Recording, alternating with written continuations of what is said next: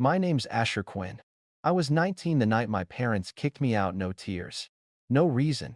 Just my father's cold stare and my mother pretending not to hear.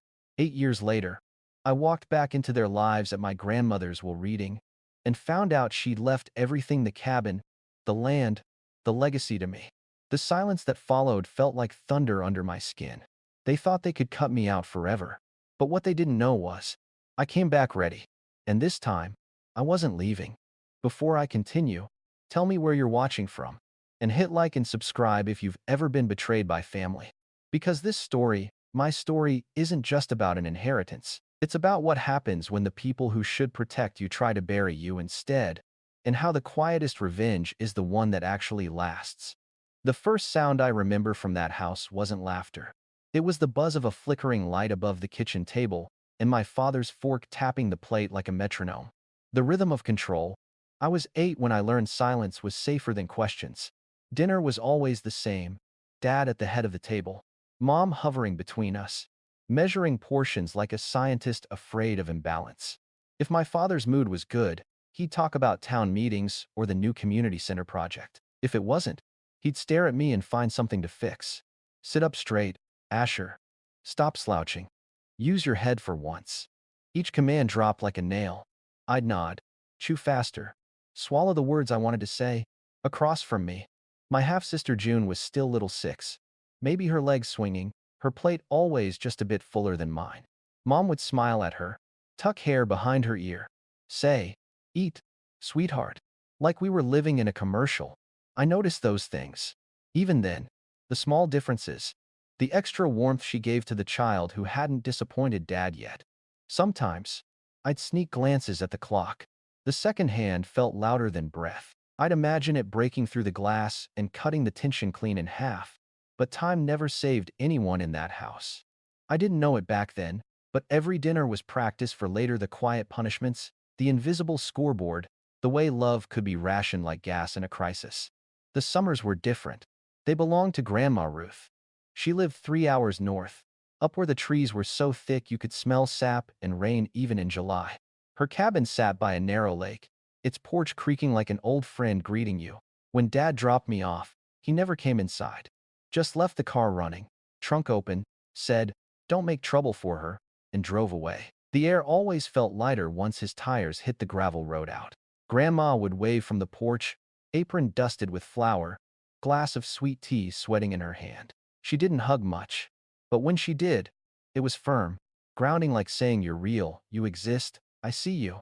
She taught me how to gut a fish, patch a torn screen door, hammer a nail without splitting the wood. "Don't waste motion," she'd say, cigarette dangling from her lip. "And don't waste words. They both leave marks." At night, we'd sit by the fire, her telling stories about the war or my grandfather I never met. She called him a good man, just quiet. Maybe that's where I got it. When I was 12, I asked her why my father always seemed angry. She looked at me for a long time, smoke curling between us, and said, "Some men mistake control for love, and some women mistake silence for peace." I didn't understand it then. I do now. Those summers were my reset button. The rest of the year was noise grades, chores, corrections. But up there, by the lake, I was enough. No report cards. No rules about tone or posture. Just work, sweat, and the reward of a chair that creaked like laughter when you sat down too fast.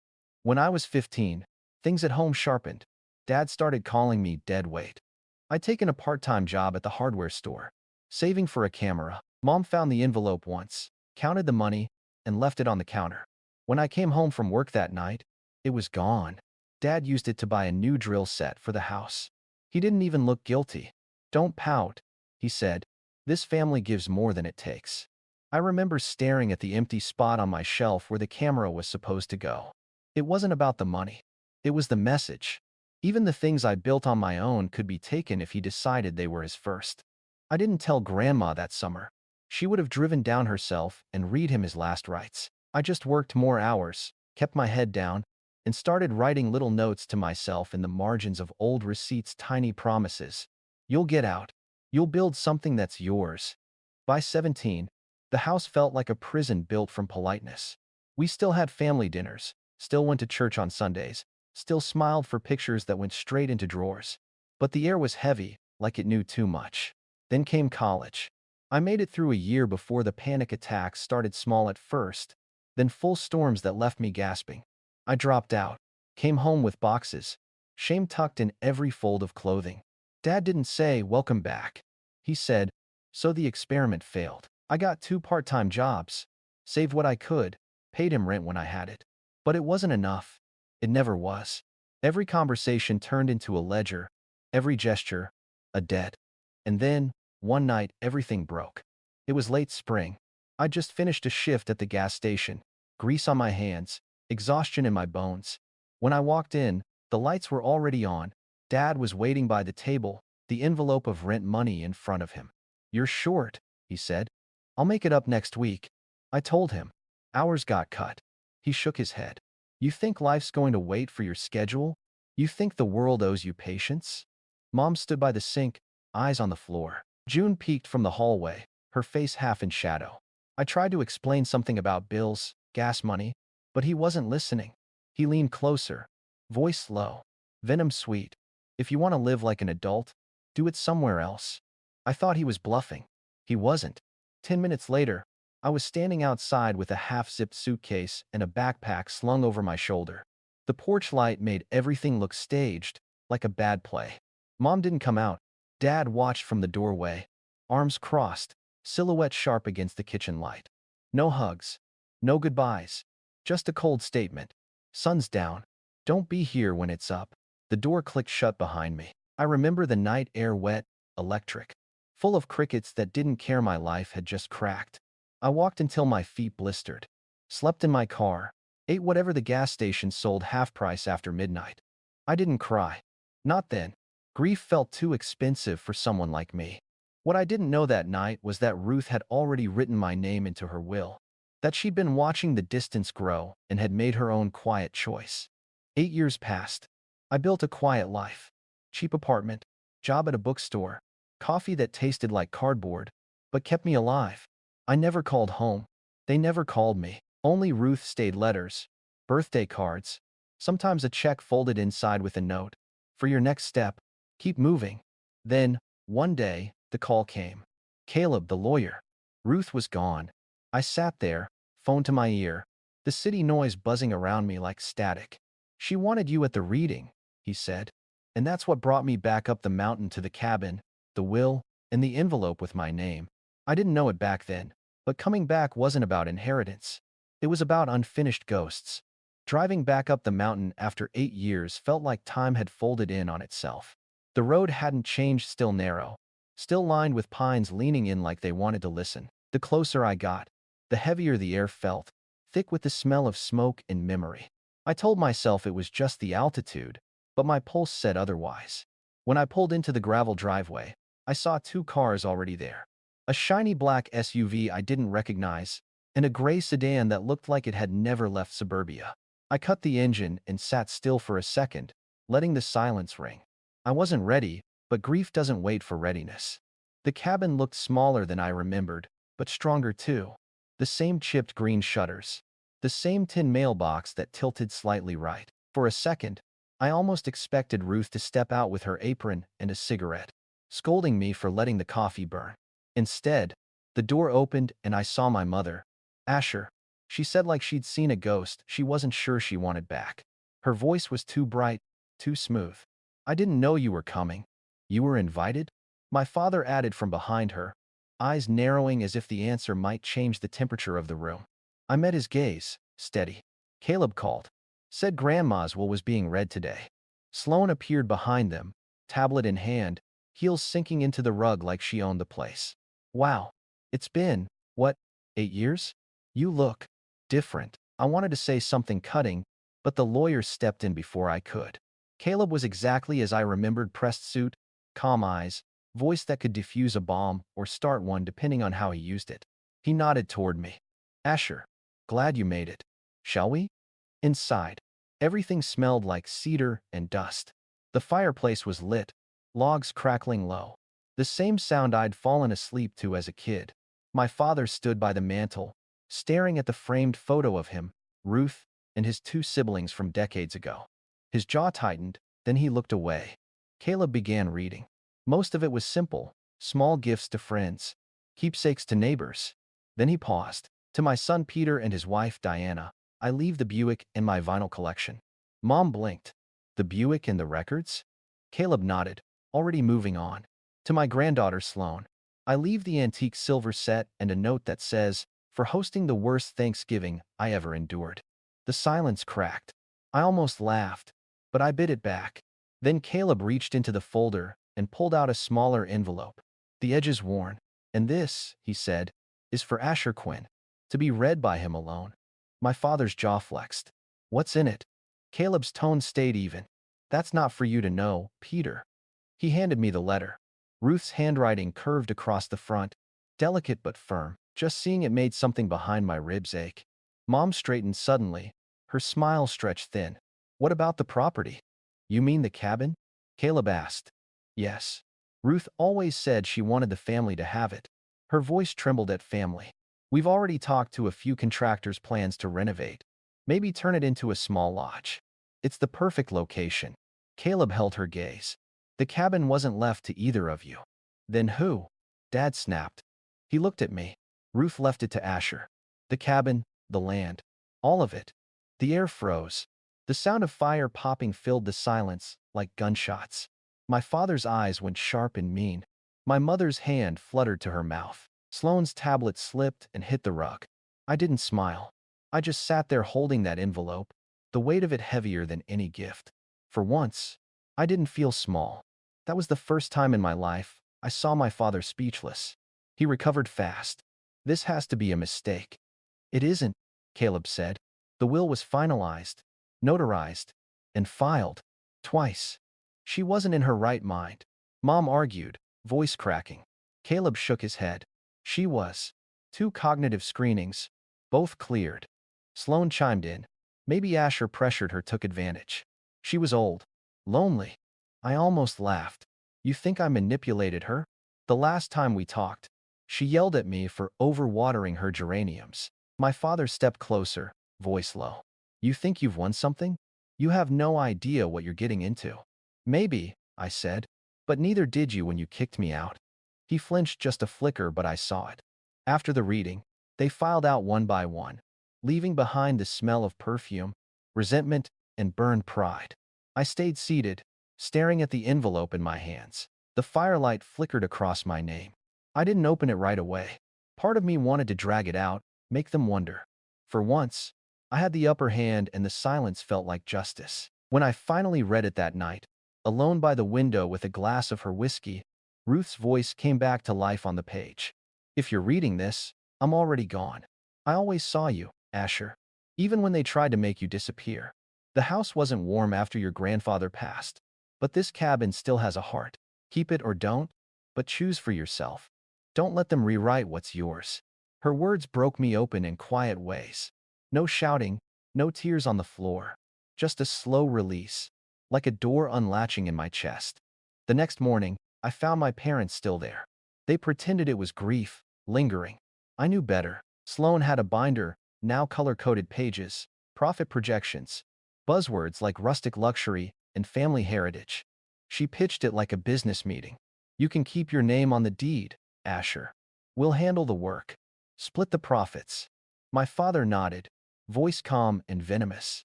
You're not exactly equipped to manage property like this. Be reasonable. Mom's tone was soft, almost kind. We just don't want you overwhelmed, honey.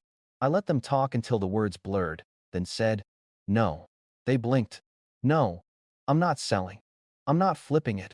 And I'm definitely not giving it to people who threw me out like garbage. Dad's expression curdled. You'll regret this. Maybe, I said, but at least the regret will be mine. They didn't leave that day. They wandered the property, whispering, circling like crows that couldn't find a place to land. That night, I found the safe in Ruth's old office pried open, the rug shoved aside, dust still floating in the air. Empty.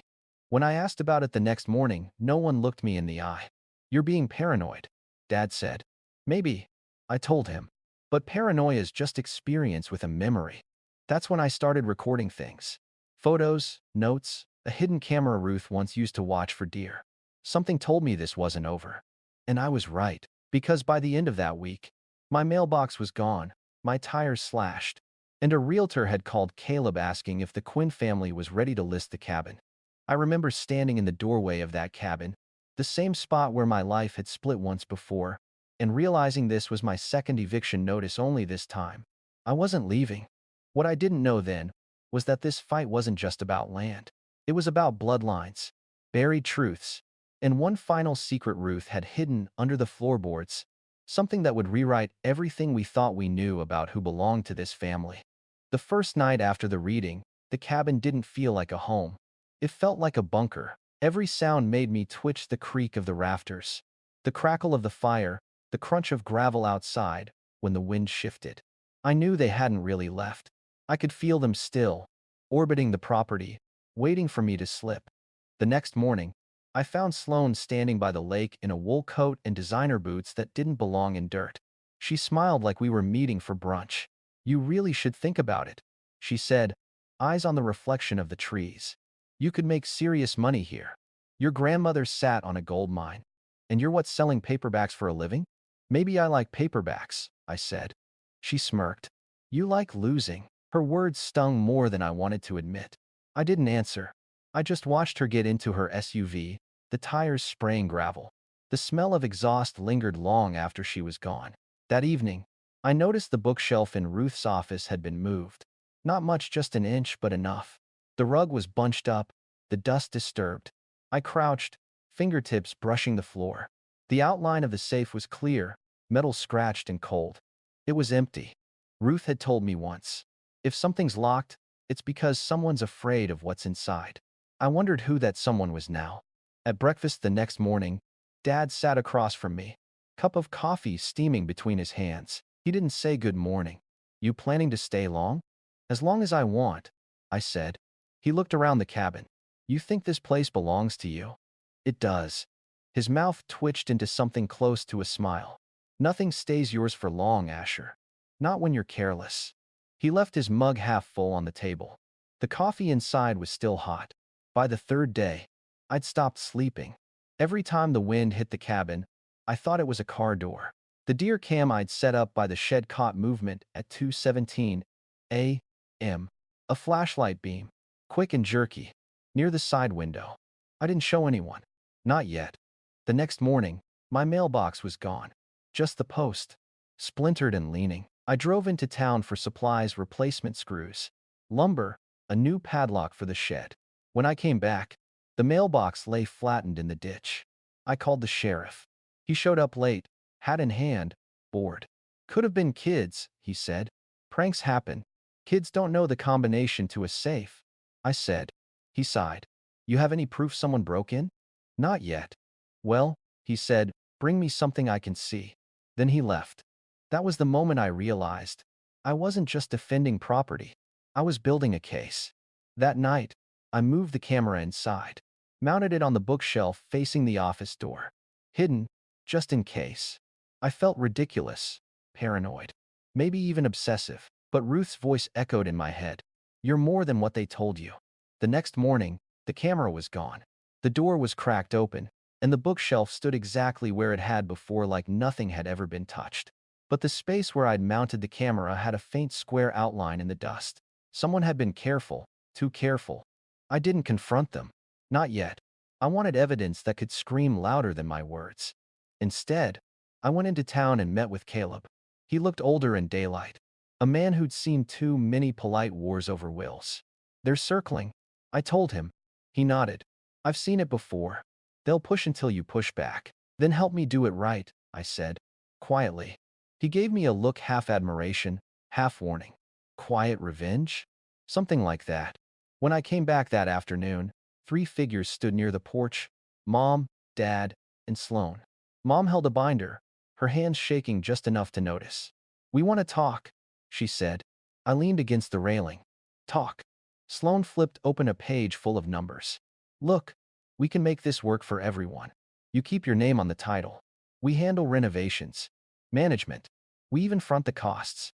Dad added, "It's smart business. You're not a builder, Asher." Mom smiled, soft and pleading. "Honey, This was your grandmother's dream. To see the family together. I stared at them. You mean the family that threw me out? Mom flinched. Sloane sighed. Don't be dramatic.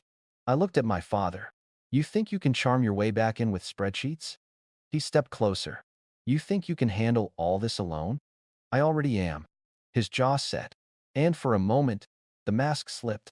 The man who'd kicked me out at 19 stared back at me cold. Certain. Cruel. Then he turned and walked off, Sloane trailing him. Mom stayed a second longer. Eyes glassy. You're making a mistake, she whispered. I didn't answer. The door closed behind me with a sound that felt final.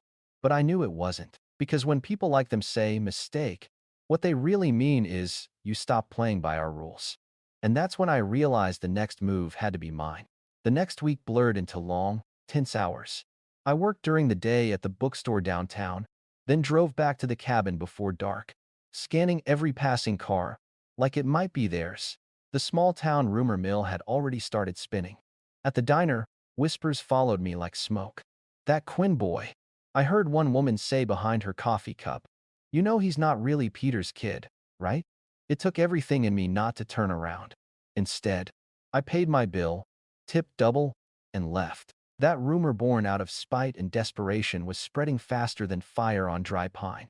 It was their way of softening me up, make me doubt where I belonged, make me small again.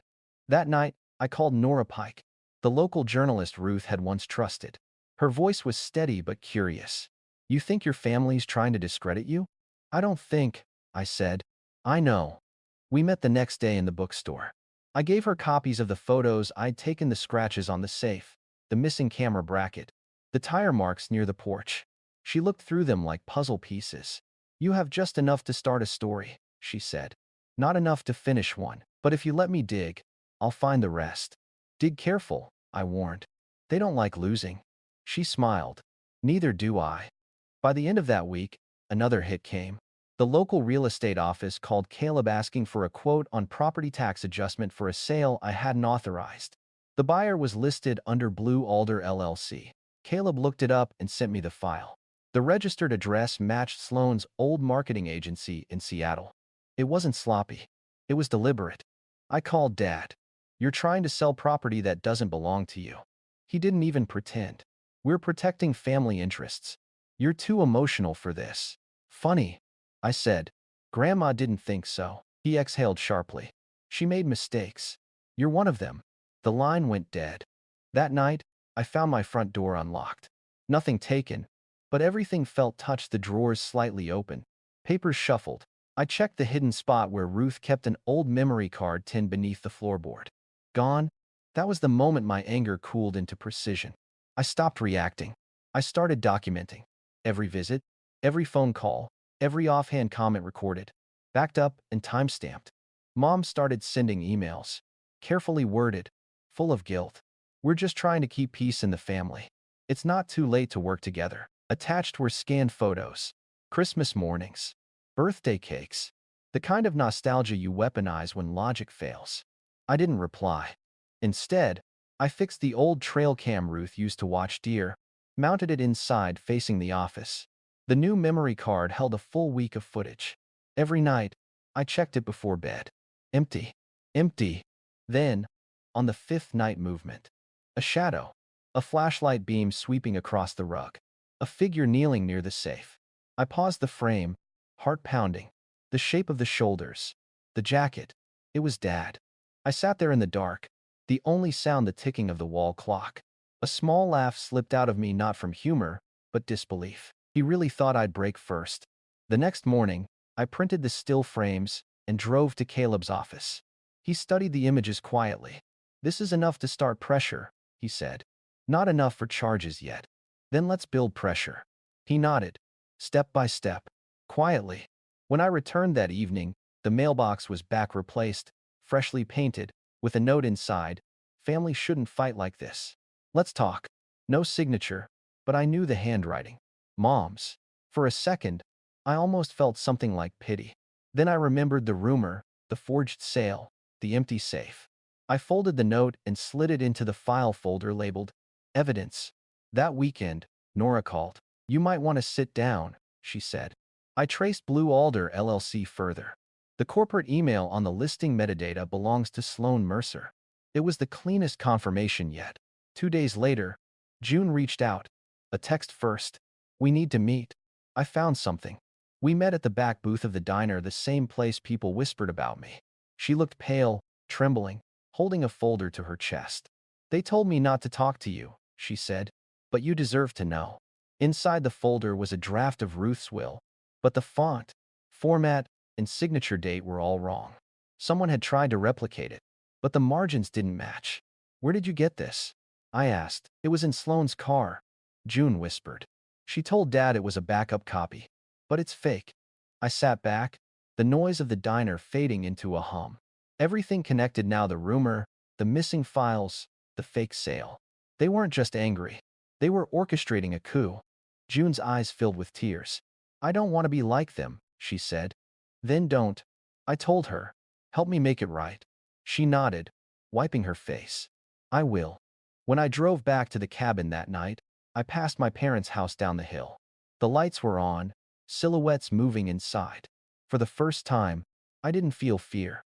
I felt clarity, because the thing about growing up in a family that weaponizes silence is you learn to turn quiet into a scalpel. And I was ready to cut. The town hall smelled like dust and pine cleaner, like 100 years of secrets trying to stay polished. Rows of folding chairs filled the room. Half the town crammed in to see how far the Quinn family would sink. At the front sat a rectangular table with name cards. Mediator, legal counsel, property owner. That last one was mine.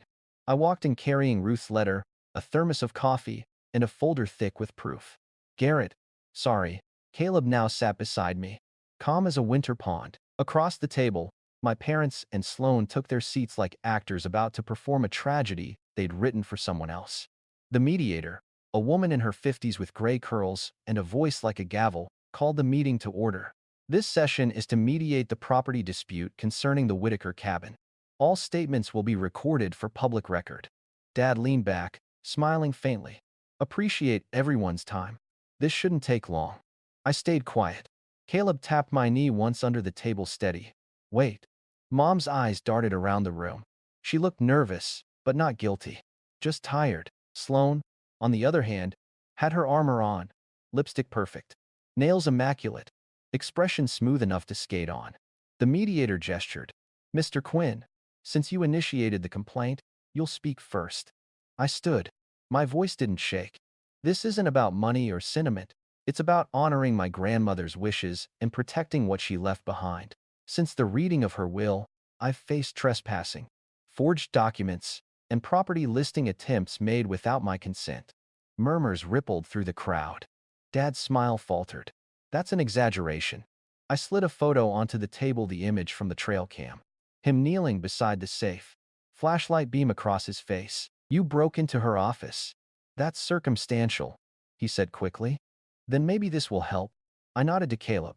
He pulled out a USB drive, handed it to the mediator, and pressed play on the projector.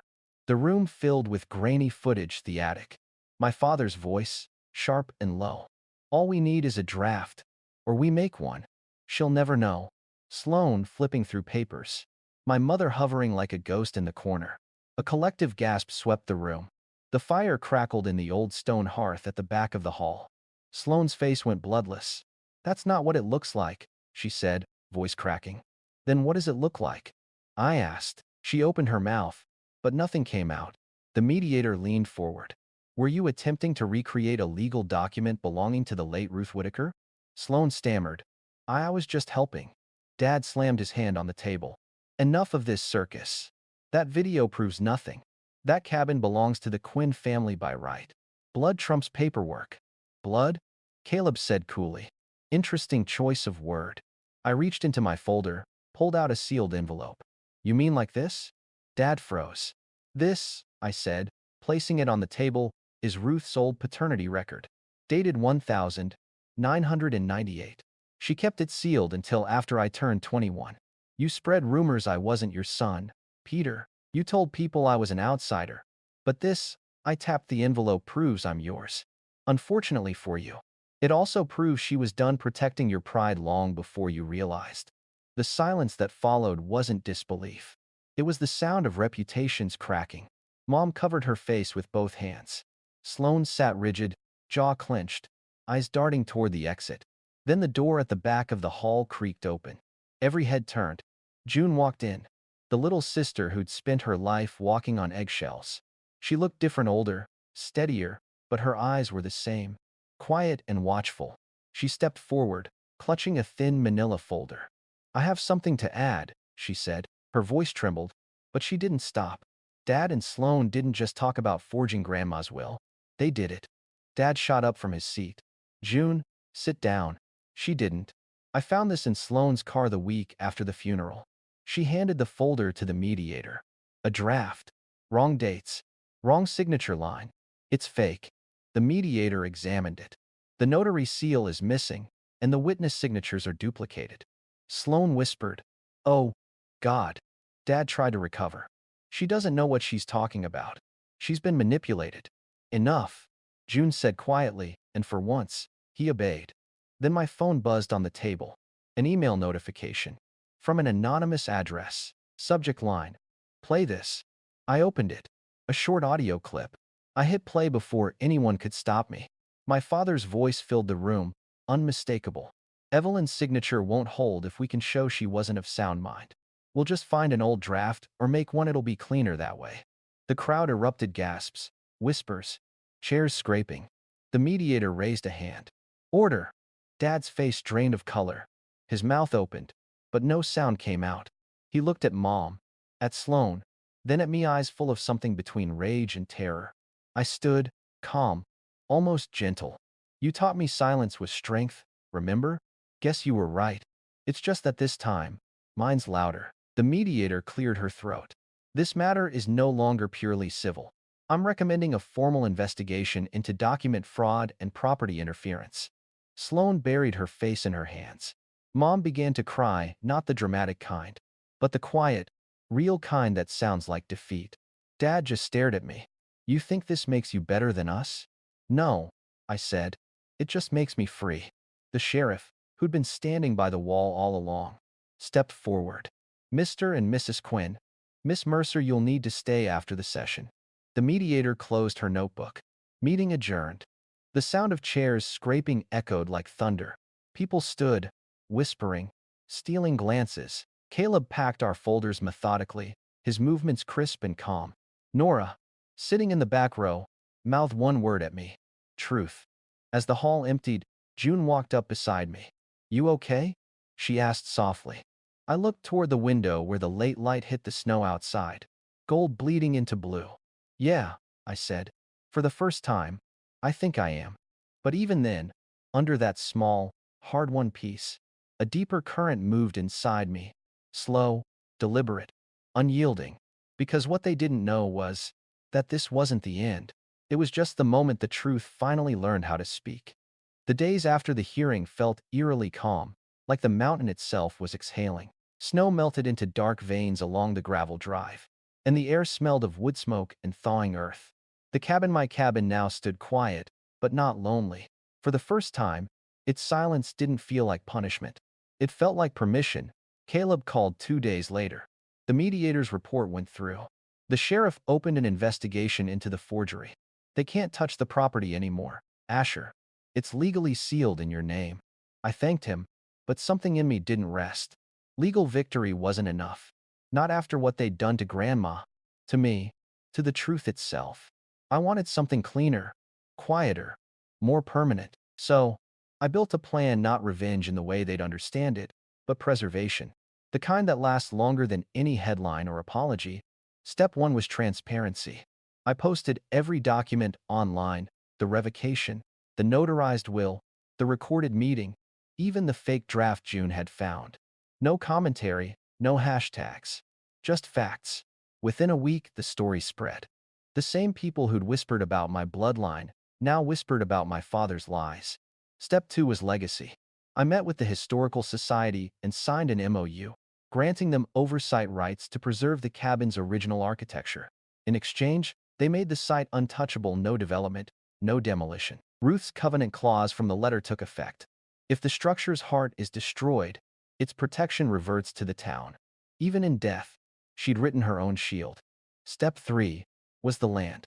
The Oregon deed arrived by mail, a surprise inheritance from Ruth's estranged sister, Sylvia. 200 acres of untamed hills. I sold half to a conservation trust, then used the rest to build something small, a restoration retreat. A place for people like me forgotten, cut off, rebuilding from ash. Every nail I drove into the new cabin echoed like an answer to all their noise. One evening, I opened Ruth's letter again. Her handwriting was fading, but her words stayed sharp.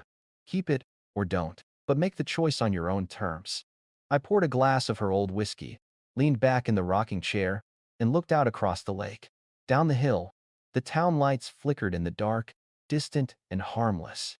They thought they'd buried me under the weight of family, of shame, of silence. But all they'd done was hand me the one weapon they never understood: truth, wrapped in patience. And the thing about truth is, once it's set free, it doesn't fade. It builds. It roots. It remembers. If you've ever felt like the outsider in your own family, hit that subscribe button. Because stories like this aren't just mine. They belong to anyone who's ever had to rebuild from nothing. Leave a comment and tell me where you're watching from. And remember, revenge doesn't always come with shouting or fire. Sometimes, it's the sound of your own peace echoing back at you. The truth is, this story isn't over. Not for me. Not for anyone who's still trying to heal what family tried to break. Stay tuned. There's more coming. Always more.